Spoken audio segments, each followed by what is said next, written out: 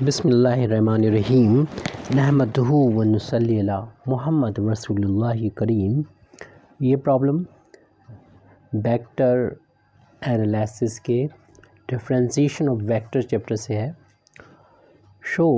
Are keep cross D are cap is equal to are vector cross D R vector upon are square, where are vector is equal to are keep where r is equal to، یہ جو r لکھا ہے وہ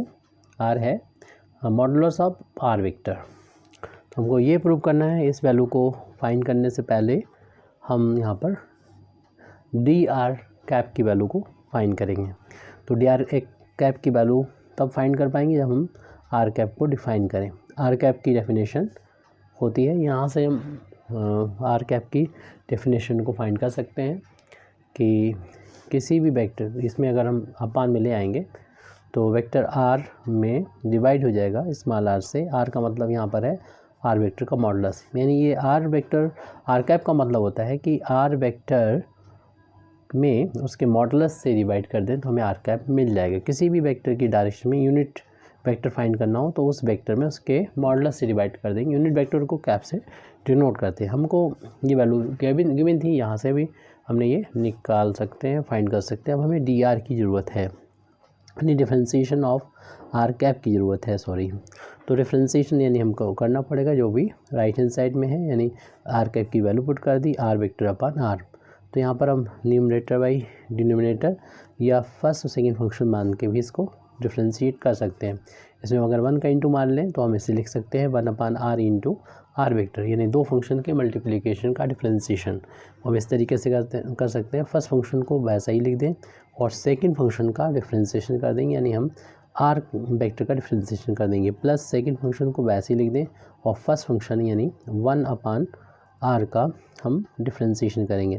اس کو numerator میں لے جائیں گے تو ابھی پاور نہیں لکھی ہوئی ہے تو 1 ہے، اور اوپر لے جائیں گے تو -1 ہو جائے گی۔ فی الحال اس ٹرم کو ہم کچھ بھی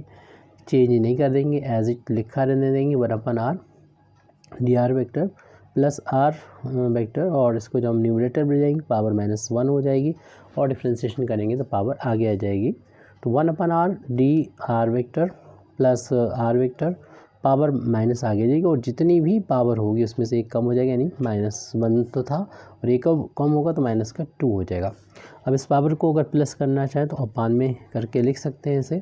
تو 1 upon R D R vector, اور یہ مائنس اس پلس کو مائنس میں بنا دے گا، اور آر ویکٹر جو لکھ لیں اور پلس پاور کرنے کے لیے اپان میں سے آر اسکوائر لکھ سکتے ہیں، ڈی آر کیپ آ گئی ہے۔ اب ہم جو پروو کرنا تھا اس کا لیفٹ ہینڈ سائڈ لے کے رائٹ ہینڈ سائڈ کی کو لے کے آئیں گے۔ لیفٹ ہینڈ سائڈ ہے are keep D are keep, تو آر کیپ کو یہاں پر ہم نے لکھا، اس کے بعد کراس کا سائن ہے، یعنی یہ کہلاتا ہے ویکٹر ملٹیپلیکیشن کہلاتا ہے، کراس پروڈکٹ ڈاٹ اور کراس کا تھوڑا دھیان رکھیں۔ ابھی تک کوئی بھی ڈاٹ اور کراس یہاں پر استعمال نہیں ہوئے تھے، پہلی بار یہاں پر اس اسٹیپ سے سٹارٹ ہو رہے ہیں۔ اب ڈی آر کی جو ویلو ہے یہ والی یہاں پر پٹ کر دیں گے، 1 upon R D R vector minus are vector upon are square. اب یہاں پر ان دونوں کا آپس میں ملٹیپلیکیشن کرنے سے پہلے آر کیپ کی ویلو کو پٹ کر دیں گے۔ آر کیپ کی ویلو ہے آر ویکٹر اپان آر، اور اس میں ملٹیپلیکیشن کرنا ہے، یعنی کراس ملٹیپلیکیشن کرنا ہے، یعنی ویکٹر ملٹیپلیکیشن کرنا ہے، یعنی کراس ملٹیپلیکیشن کرنا ہے۔ تو ایسے میں یہ کراس ملٹیپلیکیشن ویکٹر کا ویکٹر کے ساتھ میں ہی ہوتا ہے، یہ اسکیلر تو ایسے ہی ملٹیپلائی ہو جائیں گے سمپلی، تو یہ ملٹیپلیکیشن دونوں میں کام کرے گا، اسکیلر کے لیے بھی اور ویکٹر کے لیے بھی، لیکن ویکٹر کا ہی ویکٹر کا ساتھ میں ملٹیپلیکیشن میں ہم کراس پروڈکٹ رکھیں گے، اور یہاں پر آر کا آر میں جب ملٹیپلیکیشن کریں گے تو سمپلی اس کو آر اسکوائر اپان میں لکھ لیں گے، اور یہاں پر جب لکھیں گے تو آر بھی ویکٹر ہے اور دیکھ رہے ہیں ڈی آر بھی ویکٹر ہے، تو ان کے ویکٹر کے بیچ میں کراس پروڈکٹ اس طریقے سے لکھانا ضروری ہے۔ یہ اس کا انٹو ہم نے فرسٹ ٹرم میں کر دیا، مائنس جب اس کا ملٹیپلیکیشن یہاں پر کریں گے تو آر کا اس میں انٹو ہوگا تو یہ تو بن جائے گا آر کیوب بن جائے گا، تو اس کو ہم آر کیوب کر کے لکھ دیں گے، یعنی آر کیوب لکھ دیں گے، اور اپان میں جو ویلو ہوگی وہ تو آر کیوب ہو چکی ہے، اور اس میں آر کا ملٹیپلیکیشن یعنی کراس ملٹیپلیکیشن آر کے ساتھ میں یہاں پر ہم نے کر دیا ہے، یعنی لکھ دیا ہے۔ تو یہاں پر ایک غلطی چل رہی ہے یہاں پر، اس کو سدھار کر لیں گے ہم کہ ہم نے جب ڈی آر کیپ ویکٹر کی ویلیو فائنڈ کی تھی وہ تو ہم نے یہاں تک تو صحیح کر رکھا تھا. اس اسٹیپ میں آئیے یہاں پر ہم ڈفرینسیشن کر رہے تھے r⁻1 کا پاور آگے لے لی تھی اور جتنی